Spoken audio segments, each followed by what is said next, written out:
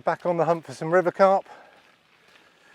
It's a short trot with the barrow to the swim. I like to try and find somewhere far enough away from the easy parking.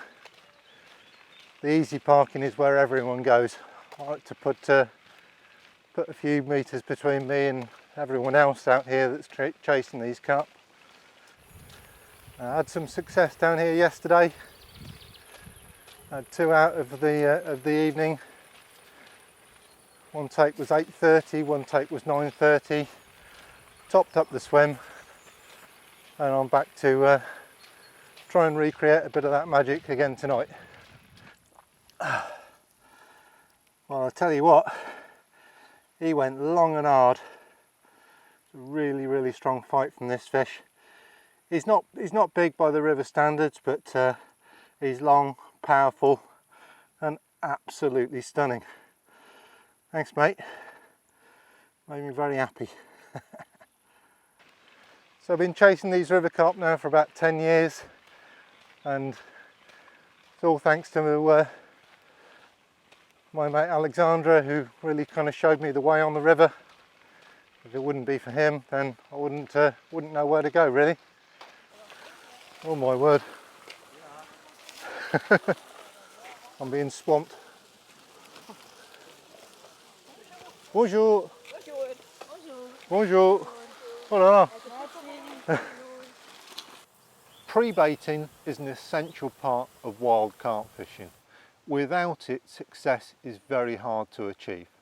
You can use just about anything you've got to hand for pre-bait. Particle, pellet, boilie. For me, adding particles and pellet is a nice thing to do, but most of the time I just grab a bag of boilies, grab my throwing stick, fly down the river and spray some baits about. Before you start a pre-baiting campaign, it's really important to know what's in the swim that you've chosen to fish. The best way I've found to do that is simply with a leading rod. All I need to do then is make a series of casts in a fan pattern at the sort of range that I'm interested in fishing to establish that there's no rocks or branches or hazards that are going to stop me from landing those carp. So I'm quite happy with the distance of that first cast.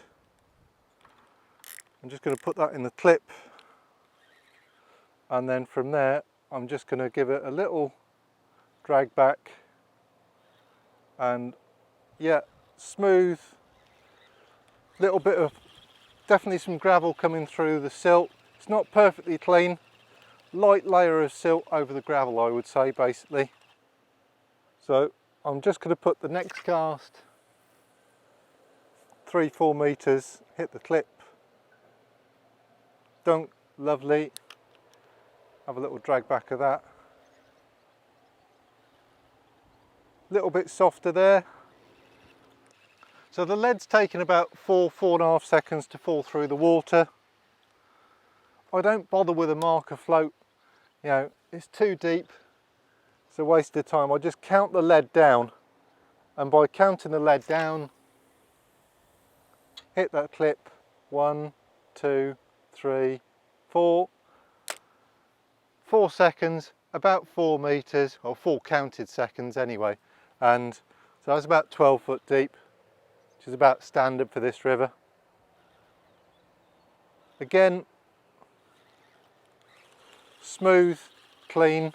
So it's really important to keep the braid wet when you're doing this, otherwise you're going to have a terrible frap up. So this rod is clipped up to the same distance, so there's no chance of me slinging it up a tree or anything. I'm not going to load this spod massively because I don't want it to be too heavy. It's only a lightweight rod, it's only a 3.5 pound 10 foot rod this, it's not a heavy duty spod rod, but that's absolutely fine for that. Bang, hit the clip. I'll just give it a little tweak back.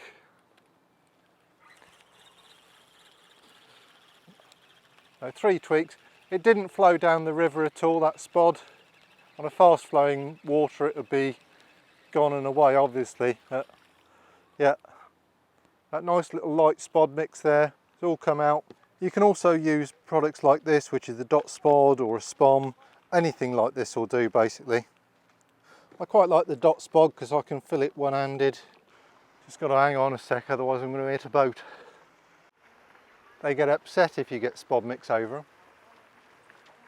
Don't forget there's two sides to every river. You've got the far margin, but you've also got the near margin.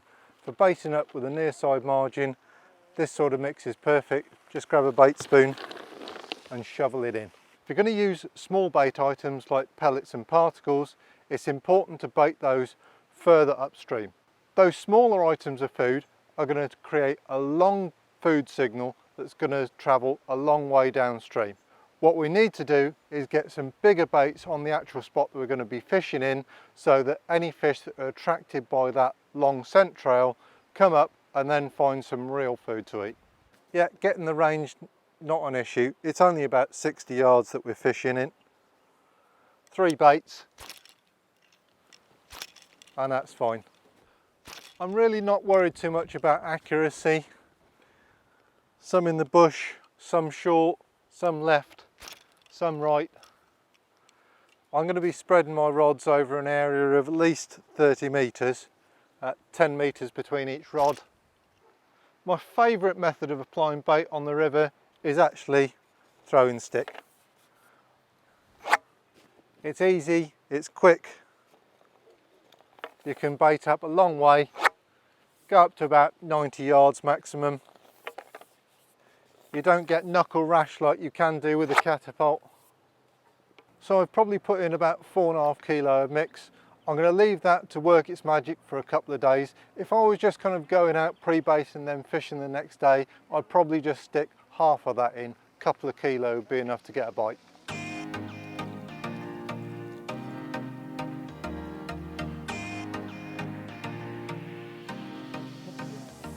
Cup. Right. Oh, what an absolute cracker this one is. Stunning, stunning, stunning. First take of the morning, low 20, 10 kilo, 11 kilo, something like that. Absolutely magnificent creature. But, oh, and on my way.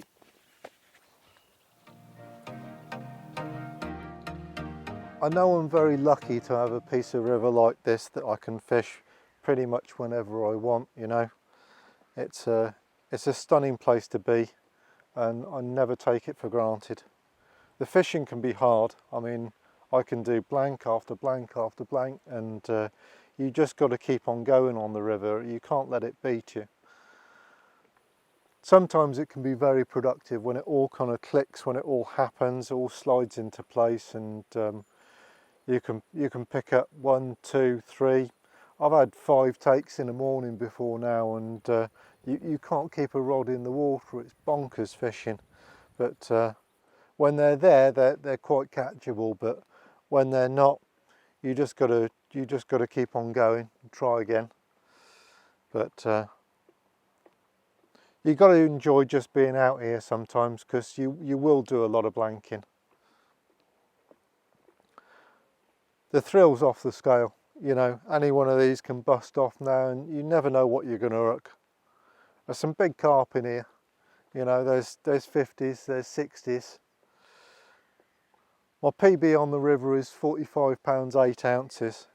That's a very, very big wild carp. It's not often in my life I'm ever going to be able to see a fish like this. 20 kilo-ish. 45 pounds 8 ounces. Unbelievable machine of a carp. What a scrap. Most of the time it's upper doubles, it's 20s, but once or twice a year, maybe if I'm very lucky, I'll catch a 30. A lot of commons. What really gets me going are the heavily scaled mirrors, you know. Dark chestnut, stunning fish. And that's what keeps me coming back for more, keeps me going on. Gets me back out, trying, pumping that bait in, looking for another adventure. I'm just addicted to the buzz. Right, well here we go with take number 2 of the evening. I didn't put that first rod back out. I thought I'd just leave the two in. They're on the money. Plenty of bait's gone in. And number two is rattled off. First priority when you're playing these fish, fishing really virtually locked up. So I've got to be on the rod in a flash. Job one is to stop them going over the far margin and doing you in the snags. Next job is to stop them kiting left or right and doing you on the near side margin. Oh. They go so hard in here. They don't know when to quit either. Here's another lean, mean fighting machine of a comment.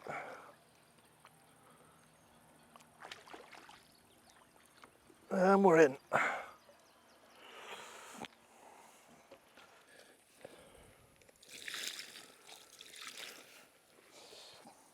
He's grown a bit since I saw him just come over the cord. He's a good mid-20 this one, if not a bit more. Gnarly old thing, half his tail's missing. Really battered and scarred, but what a character. He'll do for number two. What a cracker. It's not only the fishing that's a big challenge when you're fishing the river, you know. You've got the public, you've got dogs, kids, boaters, cyclists, and it complicates things, you know. But you've got to be really careful, you've got to be so organised, you know. You can't throw your gear everywhere, you've got to have it really nailed down. Everything's got to be in its place, you know. Mate of mine was out fishing the river and he accidentally hooked a cyclist, you know, just because he'd lent the rod up against his chair, and it was dark. Cyclist came back, and before he just had a fish, and before we knew it, he'd hooked a cyclist. So it's an interesting mix, you know. You've got the challenging fishing on the one side, you've got the general public trying to, you know, throw you for a curve ball as well, and you know, you've got to be on your toes. But it's a massive buzz when it comes together and one of them busts off, you know. So. At the business end, I've got a couple of options that I use. My super heavy duty option would be to use 35-pound skin link and fish that as a multi-rig setup, and I don't strip any of the coating back. I use a shod claw as the hook because they've got a big wide eye on those and they work better with the skin link. So that's my kind of super heavy duty version. As a more kind of everyday general purpose solution, I just use the mono snag leader as a hook link. My general everyday rig is just a simple mono D, except I elongate it with a little blowback tube. The rig is a size 6 Nash shod twister, and the hook link is actually some more of the mono heavy duty snag leader in 0.50. So when it comes to gear and setup, you might have to have a different approach. You need to think light, you need to think mobile. Each spot I fish is a bit different. I might have to have different bank sticks, I might have to have a pod, so I need to be organised exactly for that spot. I'm always looking to trim my kit down to the absolute minimum I can get away with. All my rigs will be pre-tied, my PVA crimp sticks will be pre-made. When I get to the spot, I need to get my rods in quickly, effectively, with no messing around. One change that has made a big impact to how light and mobile I can be when I'm wild carping is the switch over to short retractable rods. And it's made a massive difference to how light and mobile I can be. For the rivers I'm fishing, I found a 3-pound test curve to be perfectly adequate for the job. One of the challenges of wild carping is in certain swims you might not have much room to manoeuvre. Sometimes with 12-foot rods I've had to kind of sit down or almost kind of wade in the water in order to get enough casting distance behind me. I don't have these issues in this swim here, but on certain swims I certainly have done. And switching to a rod that's 3 foot shorter makes a massive difference. If the sort of wild carping that you want to take on involves moving water with boats, then one thing you're going to have to get used to is using backleads a lot. I have experimented with these captive backleads, kind of big heavy jobs, 3 ounce, and to be honest, they're a bit of a pain. I mostly fish deep, slow moving rivers, and I find that an ounce, ounce and a half backlead is enough. I know some guys that are out there fishing on faster moving stretches of water, and they'll be using captive backleads of 3 or even 4 ounces. So what makes a good spot when you're river carping? I'm looking for depth, I'm looking for bends in the river, I'm looking for far marginal cover, near marginal cover, obstructions, man-made features, weirs, bridges, anything like that. All of these things can concentrate carp. Just like on still waters, carp will show on the river, but you've got to be out there to spot them or hear them. And walking a river in an evening is a really good plan because they will give themselves away. Another good time to find carp is around spawning. They'll be active, they'll be thrashing underneath the far marginal covers in weed. Obviously I'm not advocating fishing for spawning fish, but after spawning or the next year before spawning, you have a very good idea of where they're going to be. Obviously you might bump into other anglers and you can chat to them for information, but you can also see signs of angling activity. Those telltale kind of flattenings of the grass or a little bivvy sized patch. Wild carp are nomadic, but they are creatures of habit as well.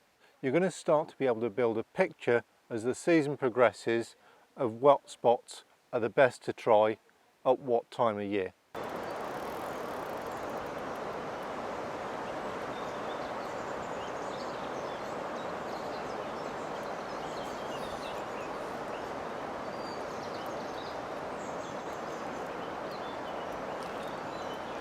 Yes, sir.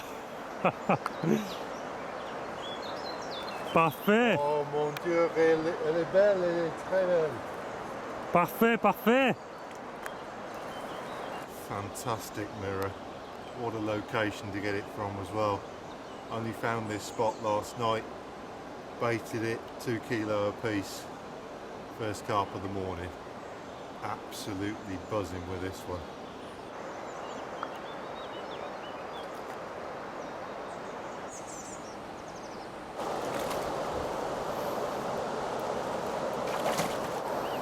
Elle est là. Elle est là?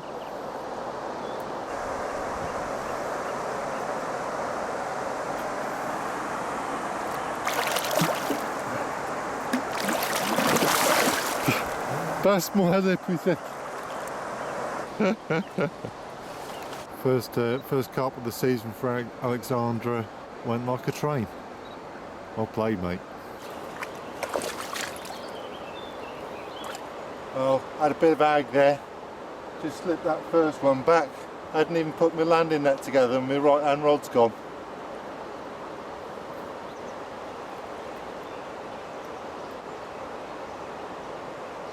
Buggery's off. Well, they don't all come in on the river, but that one's just fallen off. Didn't hook him properly, and what with the mess with missing my landing net, it's all gone a bit peaked on, but hey ho, try again.